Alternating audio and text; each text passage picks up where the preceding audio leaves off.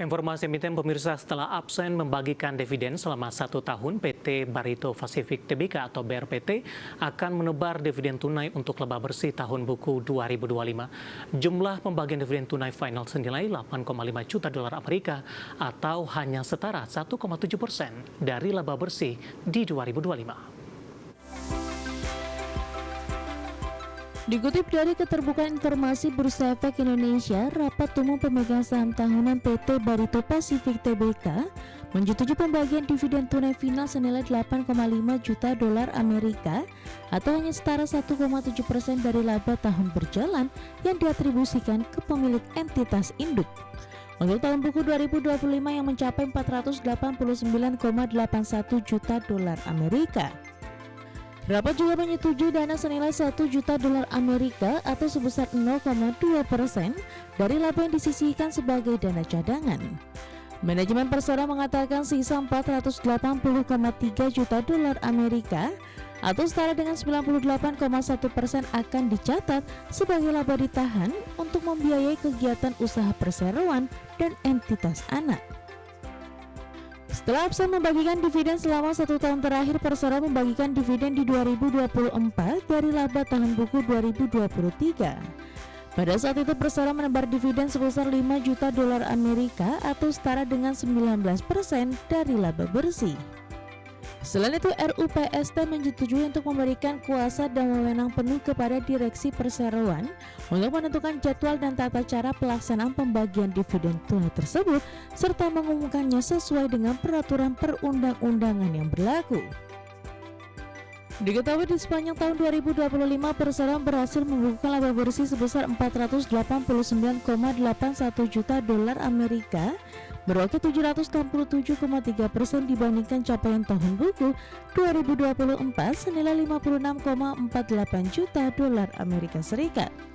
Sementara pendapatan 2025 tercatat sebesar 7,63 miliar dolar Amerika atau melambung 219,7% year on year dibandingkan setahun sebelumnya di 2,39 juta dolar Amerika.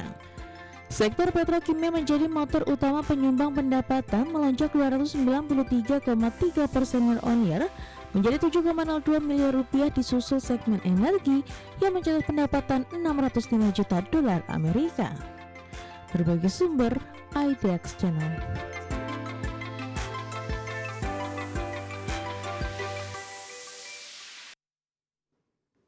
Ya, pemirsa, di tengah rencana pembagian dividen tahun buku 2025, seiring pelemahan dalam indeks harga saham gabungan hari ini secara teknikal, BRPT juga mengalami posisi yang sama. Langsung saja kita ke grafis yang pertama, pemirsa. Kita akan coba lihat pergerakan saham BRPT di sepanjang perdagangan hari ini. Dapat Anda saksikan grafis di layar televisi Anda, pemirsa. Ditutup di perdagangan hari sebelumnya di level 1580, kemudian dibuka flat pada pagi tadi berada di level yang sama. Kemudian pasca pembukaan menguat di 1595. Namun posisi ini tidak berlangsung lama. Pada pukul 10, 10.30 dan 11.27 hingga penutupan perdagangan di sesi pertama siang tadi di 11.30, saham BRPT sudah mengalami tekanan yang cukup dalam. Tekanan masih terus berlanjut di pembukaan sesi kedua hari ini di 1465. Secara intraday di sesi kedua, BRPT sempat tertekan ke 1460, pemirsa, dengan intraday tertinggi hari ini tadi di 1595 dan saat ini di 1465, koreksi 7,28%. Kita beralih ke grafis selanjutnya. Pergerakan saham BRPT dalam beberapa bulan terakhir lebih cenderung mengalami tekanan mulai dari awal Januari sampai kita update posisi jelang penutupan perdagangan di sesi kedua hari ini. Awal Januari masih diperdagangkan di level atas di 3.190-an, kemudian di Januari dan Februari, kemudian di Maret hingga 16 Maret ini mengalami tekanan yang cukup dalam, pemirsa, hingga ke 1.250. April mencoba untuk bangkit, namun lagi-lagi levelnya tidak mampu bertahan dan kembali di bawah level 2000-an. 25 Mei di 480, 2 Juni di 1930, dan hari ini di 1465. Posisinya sama dengan posisi pembukaan di sesi kedua hari ini, melemah di 7,28%, 1465. Dari sisi valuasi dengan beberapa indikator yang ada, Kita coba beralih ke grafis selanjutnya pemirsa, dari posisi pair PBV kemudian PCFR dari saham BRPT.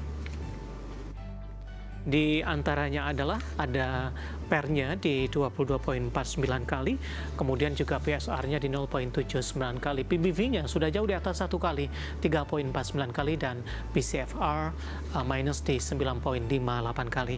Ya, kombinasi secara fundamental, teknikal, dan juga dari sisi valuasi, dan semoga bisa menjadi salah satu referensi untuk Anda. Ketahui pilihan pemirsa, indeks harga saham gabungan berbalik melemah nyaris 3% di perdagangan sesi pertama Jumat setelah sempat dibuka menguat. Pelemahan terjadi di tengah aksi jual yang mendominasi mayoritas saham di Bursa Efek Indonesia di tengah perkembangan sentimen global dan juga domestik. Indeks harga saham gabungan tutup anjlok 2,73% ke level 5.835,11 di akhir perdagangan sesi 1 Jumat 26 Juni 2026. Sepanjang perdagangan indeks sempat menyentuh level tertinggi 6.045 sebelum berbalik turun hingga menyentuh level terendah di 5.830. Raihan ini membuat IHSG sepekan terakhir melemah 5,54% dan year to date anjlok 32,35%. Seluruh indeks sektoral kompak melemah dengan indeks sektoral dengan pelemahan terdalam sektor barang baku anjlok 5,36%. Sektor perindustrian turun dalam 5,31% dan sektor infrastruktur tergelincir 4,04%. Pelemahan terjadi di tengah aksi jual yang mendominasi mayoritas saham di Bursa Efek Indonesia. Secara spesifik, emiten yang menjadi pemberat kinerja IHSG diantaranya saham PT Morat Telematika Republik Tbk atau MORA ditutup turun dalam 7,96% di Rp7.225 per saham dengan porsi pelemahan 11,21 indeks poin. Lalu diikuti oleh saham PT Telkom Indonesia Persero Tbk atau TLKM ditutup melemah 3,60% di Rp2.410 per saham, beban indeks di 9,40 poin. Saham PT Merdeka Gold Resources Tbk ditutup anjlok 11,70%, seret indeks di 8,51 poin. Saham PT Bumi Resources Mineral Tbk atau BRMS ditutup turun tajam 9,72% di Rp492 per saham. Beban indeks di 7,95 poin dan saham PT Bank Mandiri Persero Tbk atau BMRI beratkan indeks di 7,82 poin. Head of Retail Research MNC Sekuritas T. Herditya Wicaksana mengatakan di tengah koreksi dalam yang terjadi secara teknikal, pergerakan IHSG masih berada di area downtrend channel dan diperkirakan pergerakan IHSG akan menguji area 5.722 hingga 5.784 sebagai area koreksi terdekat berikutnya.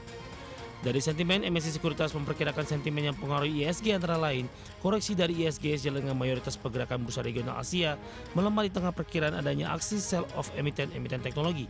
Pelemahan nilai tukar rupiah masih berada di level 17.964 per dolar Amerika. Investor masih wait and see akan keputusan The Fed ke depannya perihal suku bunga di tengah perkiraan masih akan higher for longer.